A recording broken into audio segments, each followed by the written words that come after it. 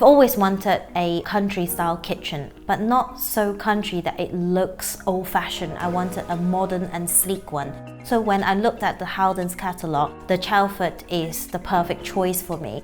I chose the paintable version because I've always wanted a specific color for a long time. I went with the brushed brass handles because they are the best one to actually go against the green of the kitchen, and it looked really sleek and neat. I love the deep pan drawers. You're able to fit quite a lot in there, and when you open the drawer, you instantly can see what's actually in there without having to reach deep into the drawers. So it's a great feature to have. I use the hot boiling tap mainly for coffees and teas, or when I actually need to fill a small pan of water for pasta or rice.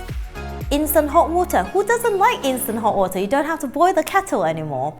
Now the warming drawer is a bit of a luxury for me. I tend to like buying butter, which is not the spreadable kind, so I put the butter in there just to soften. Also, it's great for actually melting chocolate in there as well. There's so much you can do, and proving bread. I love making Sunday roast, and with the steam oven, it injects a lot of moisture, keeping the meat juicy, and it retains that juiciness as well. I love my cutlery drawer. It has different sections that I can put utensils and my cutlery in it, and because it's timber, it looks so sleek and beautiful.